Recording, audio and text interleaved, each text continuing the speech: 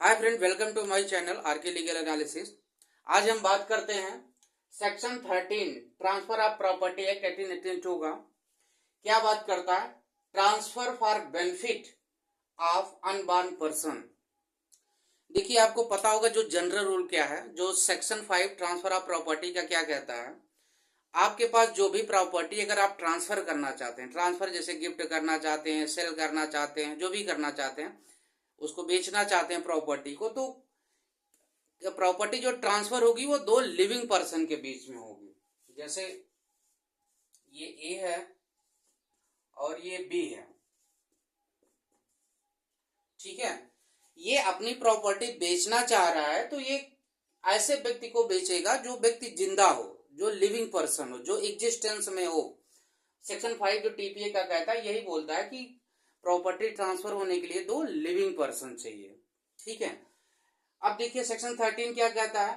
Transfer for, यहाँ पे देखिए वर्ड यूज है फॉर, यहाँ पे टू नहीं लगा हुआ है। Transfer for benefit of the unborn person.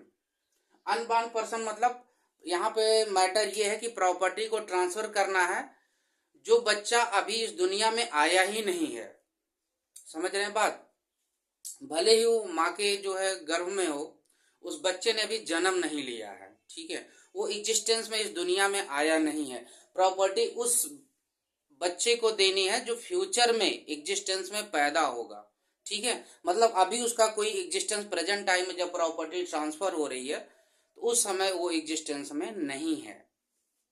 जैसे मान लीजिए ये ए है, ये बी है, ठीक है। ये इसके ए के पास मान लो कोई प्रॉपर्टी है, ठीक है। बी कौन है? मान लीजिए इसका सन है। ए जो है फादर है और बी इसका सन है। अब ए को प्रॉपर्टी किसको ट्रांसफर करनी है? इसको ट्रांसफर करनी है अपने पोते को, अपने ग्रैंडसन को। वो भी मेल, मान लो कोई ये कहता है कि जो पहला बच्चा जन्म लेगा, जो मेल सन जन्म लेगा, ये कंडीशन में लिख सकता है कि वो मेल को ट्रांसफर करना चाहता है या फीमेल को ट्रांसफर करना चाहता है। या मान लो ये कहता है कि मैं अपनी प्रॉपर्टी अपने बी के जो उसका मेल सन जो जन्म लेगा उसको देना चाहता हूँ। तो अभी तो ये बच्चा एग्जिस्टेंस में है नहीं, कैसे वो ट्रांसफर करेगा? तो उसके लिए यहाँ प्रोविजन सेक्शन 13 में बताया गया है रूल कि किस तरीके से आप अनबॉर्न पर्सन को प्रॉपर्टी ट्रांसफर कर सकते हैं। जैसे ये मान लो इसका कोई पोता है, छोटा सा सी है, लेकिन ये अभी पैदा नहीं हुआ है। ये अपनी प्रॉपर्टी को इसको ट्रांसफर करना चाहता है। मान लो इसकी एज कितनी हो गई, 65 साल 70 साल। मान लो ये मरने से पहले सोच रहा है कि मान लो इसका जो बी लड़का है वो सही नहीं है, अगर ये प्रॉपर्टी उसके पास गई तो वो क्या होगा, प्रॉपर्टी को बेच देगा, कुछ कर देगा। इसलिए सोचता है कि इस प्रॉपर्टी की सिक्योरिटी के लिए मैं इस प्रॉपर्टी को अपने पोते के नाम अगर कर दूं तो प्रॉपर्टी बची रहेगी, बेच नहीं पाएगा। तो उसके लिए प्रोविजन दिया गया कि वो कैसे ट्रांसफर कर सकता है। तो चलिए, अगर आपके पास कोई बेयर एक्ट हो तो ले लीजिए, ना हो तो कोई बात नहीं, ध्यान से देखिएगा, आपको एक एक चीज क्लियर समझ में आ जाएगी। मेरे पास एक बेयर एक्ट है, ले लेते हैं।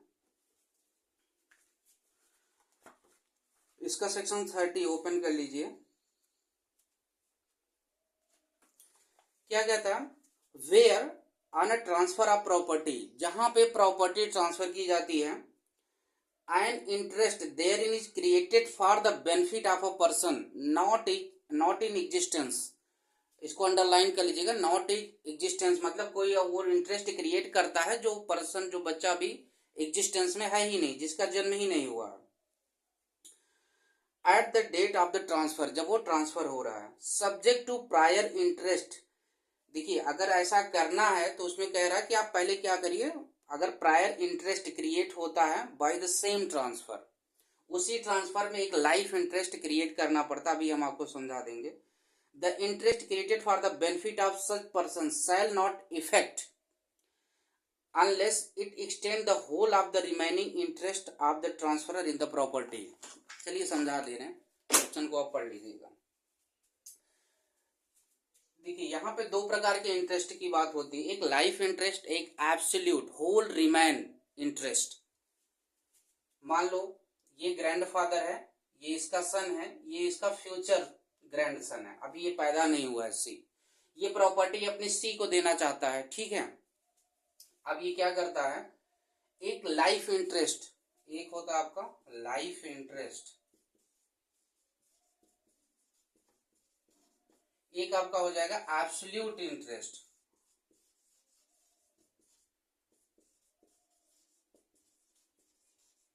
ठीक है। अब इस बच्चे को देखो, ऐसे जो ट्रांसफर होता है वो क्या होता है, जैसे आप अपनी प्रॉपर्टी बेच रहे हैं तो ये एब्सोल्यूट ट्रांसफर होता है। मतलब जो भी आपके राइट हैं, आप प्रॉपर्टी सेल करें, सारे राइट किसके पास चले जाएंगे, ट्रांसफरर के पास। आपके सारे राइट उस प्रॉपर्टी से खत्म हो जाएंगे। ठीक है, ये एब्सोल्यूट ट्रांसफर होता है। लाइफ ट्रांसफर, लाइफ इंटरेस्ट क्या होता है, किसी को प्रॉपर्टी दी जाती है उसके लाइफ टाइम के लिए, उसके एंजॉयमेंट के लिए, जब तक वो जिंदा है उस प्रॉपर्टी का एंजॉय करे, उसके बाद प्रॉपर्टी रिवर्ट बैक आ जाएगी। ठीक है, अगर ये नहीं जिंदा है तो इसके लीगल हेयर के पास चली जाएगी। ये दोनों होते हैं। अब यहाँ पे देख लीजिए, ये ग्रैंडफादर अपनी प्रॉपर्टी सी को ट्रांसफर करना चाहता है। मैं लास्ट वाला उसका बता रहा हूं, जो होल रिमेनिंग ट्रांसफर है, ये इसको क्या करेगा, लाइफ इंटरेस्ट क्रिएट करेगा। क्या करेगा, लाइफ इंटरेस्ट। प्रॉपर्टी क्या करेगा कि बी के पास ये प्रॉपर्टी पोजीशन रहेगा, उसका ओनरशिप नहीं इसके पास जाएगा। क्या मतलब, ये ट्रांसफर करता है, इसमें देता है कि ये प्रॉपर्टी, मान लो कोई मकान है, ये मकान है, ठीक है, ये मकान है, ये बी के पास इसको ट्रांसफर कर रहा है। ये कहता है कि ये मकान जब तक तुम जिंदा रहोगे, लाइफ इंटरेस्ट तुम्हारे पास रहेगा। और अगर जो मान लो ये शादीशुदा है, ठीक है, शादीशुदा नहीं भी हो सकता है, मान लो अभी शादीशुदा नहीं, फ्यूचर में शादी करेगा, तो इसने ये बोला कि जब तुम शादी करोगे, जो तुम्हारा सन होगा, जो पहला सन होगा, वो प्रॉपर्टी उसके नाम चली जाएगी। जब तक तुम जियोगे तुम्हारे पास इसका पोजीशन रहेगा। उसके बाद तुम्हारे जाने के बाद वो जो मतलब उसका जो प्रॉपर्टी का जो ओनरशिप, वो पोजीशन दोनों किसके पास चला जाएगा, तुम्हारा जो मतलब जो सन पैदा होगा उसके पास चला जाएगा। अभी ये मान लो शादी किया है, नहीं भी किया, दोनों कंडीशन हो सकती है। तो ये लाइफ इंटरेस्ट क्रिएट किया। अब यहां पे जो इंटरेस्ट क्रिएट होगा, ये वाला इंटरेस्ट, ये वाला, ये होगा एब्सोल्यूट इंटरेस्ट। मतलब इसको इसने लाइफ लिमिटेड इंटरेस्ट दिया, केवल पोजीशन दिया है इसको, इसको ओनरशिप। बाकी जैसे आपको पता है, अगर आपके पास प्रॉपर्टी है तो आपके पास कई इंटरेस्ट होते हैं। एंजॉयमेंट का होता है, पोजीशन का होता है, उसके डिस्पोज ऑफ करने का होता है, प्रॉपर्टी को ट्रांसफर करने, कई सारे इंटरेस्ट होते हैं। तो एक इंटरेस्ट इसको दिया है, कौन सा, पोजीशन का। बाकी होल रिमेनिंग इंटरेस्ट वो किसको ट्रांसफर करेगा, सी को करेगा। जितने भी जो भी ओनरशिप टाइटल डीड है वो किसके पास जाएगी, सी के पास जाएगी।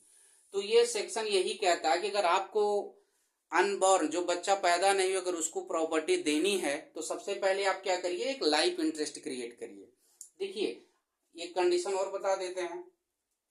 अगर मान लो इसने शादी नहीं की, इसके लड़के ने शादी नहीं की, ठीक है, या मान लो शादी कर लिया, या मान लो इसका लड़का नहीं, कोई और पर्सन ले लेते हैं। अगर मान लो इसने शादी नहीं की और ये इसकी डेथ हो गई, तो ये प्रॉपर्टी, ये जो घर है, ये रिवर्ट बैक, अगर ये जिंदा है तो इसके पास आएगा, नहीं जिंदा है तो इसके जो लीगल हेयर होंगे उसके पास चला जाएगा। समझ में आई बात। और इसके लीगल हेयर के पास नहीं जाएगा। अगर मान लो बच्चा नहीं पैदा हुआ, इसके जीते जी सी का जन्म हो जाना चाहिए। सी का जन्म अगर नहीं होता, इसकी डेथ हो गई, तो प्रॉपर्टी बी के लीगल हेयर के पास नहीं जाएगी। वो प्रॉपर्टी किसके पास आएगी, उसके जो लीगल हेयर हैं उसके पास चली जाएगी। जो भी हैं, ये तो हम यहाँ पे फादर और सन की बात कर रहे हैं, कोई भी हो सकता है इसमें। तो जो उसका लीगल हेयर होगा वो प्रॉपर्टी उसके पास रिवर्ट बैक चली जाएगी। एक चीज और ध्यान रखिएगा, ये जीते जी पोजीशन इसके पास नहीं, मतलब ये जो इसके पास केवल पोजीशन है, जब इसकी डेथ होगी जो उसका इंटरेस्ट है वो टर्मिनेट हो जाएगा। मतलब जो इंटरेस्ट अभी टर्मिनेट होगा जब बी की डेथ हो जाएगी। बी की जब डेथ हो जाएगी तो जो, देखो, जैसे सी ने जन्म लिया, ध्यान से सुनिएगा, सी ने जैसे जन्म लिया, उस प्रॉपर्टी में इसका इंटरेस्ट, ओनरशिप का इंटरेस्ट आ जाएगा। और प्रॉपर्टी का पोजीशन सी को नहीं मिलेगा। कब तक, जब तक बी जिंदा है। जब बी की डेथ होगी तो उस प्रॉपर्टी का पोजीशन सी के पास आ, मतलब सी के पास उसके जन्म लेते ही सारे राइट आ जाएंगे, ओनरशिप का, जो भी सारे ट्रांसफर करने का सारे राइट इसके पास आ जाएंगे। लेकिन ये जो पोजीशन का राइट है, जब ये बी की डेथ होगी उसके बाद ही पोजीशन का राइट जो है ये सी के पास आएगा। एक चीज और आपको बता दें, अगर जैसे मान लीजिए कई सारे लाइफ इंटरेस्ट क्रिएट करना चाहता है, जैसे ए ने लाइफ इंटरेस्ट क्रिएट किया बी को, एक और लाइफ इंटरेस्ट क्रिएट कर दिया डी को, ठीक है। यहां भी एक लाइफ इंटरेस्ट उसने क्रिएट किया है कि प्रॉपर्टी जब तक बी जिंदा रहेगा इसके पास रहेगी, और बी के मरने के बाद जब तक डी जिंदा रहेगा इसके पास रहेगी, उसके बाद सी के पास जाएगी। तो ये कर सकता है, मतलब लाइफ इंटरेस्ट एक से ज्यादा भी ये क्रिएट कर सकता है। लेकिन हाँ, जो आपका इसको जो ट्रांसफर करेगा बच्चे को, वो लाइफ इंटरेस्ट नहीं होगा, वो क्या होगा, एब्सोल्यूट इंटरेस्ट होगा, तभी ये जो ट्रांसफर वैलिड होगा।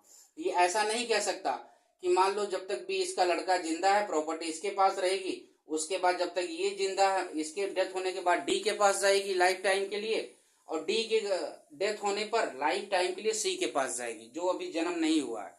तो ये ट्रांसफर जो है वाइड हो जाएगा, मतलब यहां तक तो वैलिड रहेगा, डी के लाइफ टाइम तक वैलिड रहेगा, लेकिन सी को प्रॉपर्टी नहीं जाएगी, क्योंकि यहाँ ये अभी इसने एग्जिस्टेंस में ये जन्म नहीं लिया है, ठीक है। तो मतलब अगर एक चीज याद रखिए, अनबॉर्न को अगर प्रॉपर्टी ट्रांसफर होगी तो एब्सोल्यूट इंटरेस्ट ट्रांसफर होगी, लाइफ इंटरेस्ट ट्रांसफर नहीं होगी। लाइफ इंटरेस्ट क्रिएट ये सेक्शन में इसका प्रोविजन नहीं है। ये सेक्शन यही कहता है अगर माइनर बच्चे को आप प्रॉपर्टी ट्रांसफर करना चाहते हैं तो एब्सोल्यूट इंटरेस्ट ट्रांसफर करिए, उसके पहले आप 1 2 3 जो भी आप लाइफ इंटरेस्ट क्रिएट करना चाहते हैं आप कर सकते हैं। तो आशा करता हूँ section 13 transfer of property act का आपको समझ में आ गया होगा। वीडियो पसंद आई हो तो वीडियो को लाइक कर दीजिए, चैनल को सब्सक्राइब कर लीजिए इसी तरह की वीडियो पाने के लिए। मिलते हैं फ्रेंड्स अगली वीडियो में, तब तक के लिए नमस्कार।